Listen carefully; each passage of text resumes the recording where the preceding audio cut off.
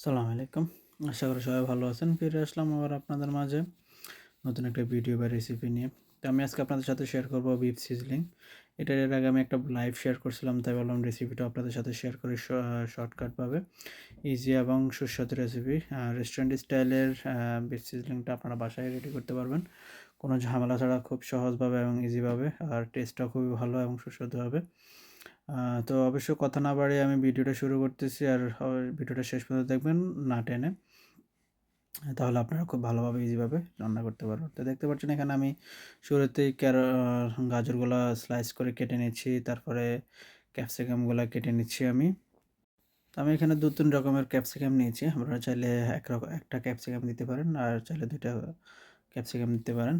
আর এগুলো আসলে ক্যারট মানে গাজর, ক্যাপসিকাম, অনিয়ন আর পেঁয়াজের পাতা, এগুলোর উপরেই ডিপেন্ড করে এই বিফ সিজলিং রেসিপিটা।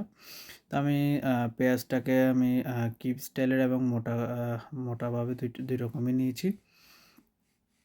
আর আমি কিছু ব্লান্ডার করে নেব, তাহলে আমার গ্রেভিটা একটু স্ট্রং হবে। সেজন্য আমি কিছুটা ব্লান্ডার করে নেব এখানে সিজলিংয়ের জন্য। আর কিছু কিউব স্টাইলের অনিয়ন আমি শেষ মুহূর্তে জাস্ট সৌন্দর্যের জন্য বা ইয়ের জন্য দিয়ে দিব। এখানে আমি আরও নিয়েছি আদা রসুন, দুইটাই আমি স্লাইস করে নিচ্ছি। তো এখানে আমি প্রায় 10 থেকে 12 জনের জন্য রান্না করতেছি। আপনারা যেরকম রান্না করবেন তার থেকে একটু পরিমাণে কম বেশি নিলেই হবে। যদি ফ্যামিলি মেম্বার বেশি হয় বা আত্মীয়স্বজন এবং মেহমানদের জন্য যদি হয়, তাহলে সেই হিসাব করে নিতে পারবেন। তো আমি যতটুকু নিয়েছি সেই অনুযায়ী আমি রান্না করতেছি, রেসিপিটা শেয়ার করতেছি। তো আমি এখানে প্রায় বিফগুলা স্লাইস করে নিচ্ছি।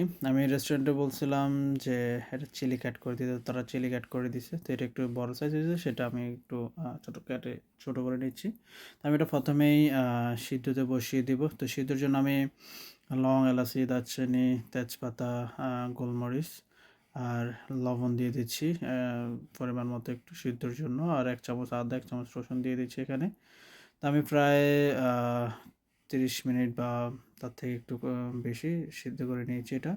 সিদ্ধ করার পর এটা কালারটা চেঞ্জ হয়ে গেছে। এরপর আমি এটা আবার পানিগুলো সরিয়ে আমি একটু গরম তেলে আবার কিছু সময় ফ্রাই করে নিচ্ছি এটা। প্রায় ১০-১৫ মিনিটের মতো আমি আবার এটা ফ্রাই করে নেব। তো আমার ফ্রাই করা হয়ে গেলে তারপর আমি এটা রান্নাটা শুরু করে দেব। তো আমার ফ্রাই ডান। তো আমি এখানে প্রায় ২ টো পেঁয়াজের মতো আমি ব্লেন্ডার করে নিয়েছি। পেঁয়াজটা ভালোভাবে গরম করে তেলটা ভালোভাবে গরম করে আমি পেঁয়াজটাকে দিয়ে দিচ্ছি এখানে। এরপর পেঁয়াজটা একটু ভালোভাবে আমি নেড়েচেড়ে সিদ্ধ নিব, যাতে পেঁয়াজের যে কাঁচা ঘ্রাণ সেটা যেন চলে যায়, সেজন্য আমি একটু ভালোভাবে নেড়েচেড়ে ফ্রাই করে নেব। এরপর এখানে আমি আদা রসুন স্লাইস করা যেটা রাখছিলাম সেটা অ্যাড করে দেব। তো এটার যে একটা কাঁচা ঘ্রাণ সেটাও চলে যাবে। আমি কিছু সময় প্রায় ৫-৭ মিনিট এটা নেড়েচেড়ে রাখবো। তারপর আমার এটার যে কাঁচা ঘ্রাণ সেটাও চলে যাবে। তো এখানে আমি প্রায় ২ চামচ রসুন এবং ২ চামচ আদা দিয়ে দিচ্ছি। দিয়ে মানে জাস্ট পেস্টটা যেন আমার স্ট্রং হয় সেজন্য এটা দিয়ে দিচ্ছি। এরপর আমি এখানে মিক্স সিজনিং দিয়ে দিচ্ছি 1/2 চামচ, আর লং, এলাচি, দারচিনি এগুলো আমি অ্যাড করে দিচ্ছি কয়েক পিস করে। ৩-৪ পিস করে দিয়ে দিচ্ছি। তেজপাতা দিয়ে দিচ্ছি আমি ৩ টা। আর গোলমরিচ আর লং দিয়ে দিচ্ছি আমি এখানে। তো আমি এখানে 1/2 স্পুনের মতো ব্ল্যাক পেপার পাউডার দিয়ে দিচ্ছি, বা গোলমরিচের গুঁড়া যেটা, সেটা দিয়ে দিচ্ছি। তো এখানে ক্যাপসিকাম এবং ক্যারট যেটা আমি কেটে রাখছিলাম স্লাইসড করে, এখন সেটা অ্যাড করে নিচ্ছি। আর অনিয়ন লিভস যেটা ছিল সেটাও আমি অ্যাড করে দিচ্ছি। তো এগুলা অ্যাড করার পরে আমি কিছু সময় এখানে নেড়েচেড়ে রাখবো। এরপর আমি যে কিউব স্টাইলের পেঁয়াজটা কাটছিলাম সেটাও আমি অ্যাড করে দিচ্ছি। এখানে আমি 3 স্পুনের মতো সয়া সস অ্যাড করছি। তারপরে এটা হচ্ছে হট চিলি সস, আমি 2 স্পুন দিচ্ছি। এরপর আমি কেচাপ অ্যাড করবো এখানে।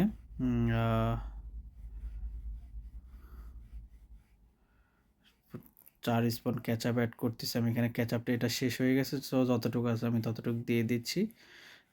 নষ্টই বা কেন করব, সেজন্য এটা দিয়ে দিচ্ছি। আমার আরেকটা নতুন আছে, সেটা থেকে আমি বাকি যোগ হয় আমি সেটা অ্যাড করে নিচ্ছি। তো এটা আমার মোটামুটি গ্রেভিটা ডান। তো এখানে আমি আরেকটা গ্রেভিটা স্ট্রং করার জন্য আমি যেটা করব সেটা হচ্ছে আমি ১ কাপ পানির সাথে আরও ১ কাপ প্রায় হাফ কাপ আমি ময়দা ইউজ করব। করে এটা নেড়ে আমি একসাথে গ্লাসের মধ্যে মিক্স করে তারপরে আমি এখানে দিয়ে দিব যেন আমার গ্রেভিটা একদম মানে থিকে হয় বা ইয়ে হয় সেটা আমি এখন দিয়ে দিচ্ছি দেখতে পাচ্ছেন। আর এখানে আমি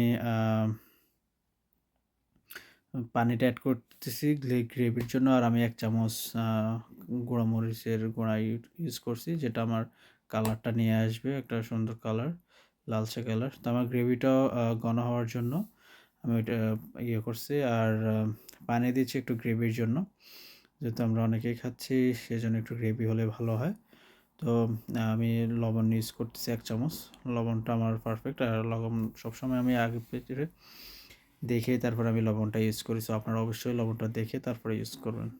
তো আমি এভাবে প্রায় ২০ থেকে ৩০ মিনিটের জন্য আমি এভাবে রাখবো। আর পানিটাও শুকিয়ে আসবে আর পানিটাও ঘন হয়ে আসবে গ্রেভিটা। এরপর আমি এটা ডান হয়ে গেছে। আমি এটার পরে যে অনিয়ন পাতাগুলো কাটছিলাম সেটা এড করে দিব একটু সুন্দরের জন্য। সো আমার রান্না ডান। সবাইকে ধন্যবাদ ভিডিওটা শেষ পর্যন্ত দেখার জন্য এবং চ্যানেলের সাথে বা পেজের সাথে থাকার জন্য। দেখা হবে আবারও নতুন একটা ভিডিওতে বা পেজে রেসিপিতে। তো ধন্যবাদ সবাইকে। আল্লাহ হাফেজ। আসসালামু আলাইকুম। সবাই ভালো থাকবেন।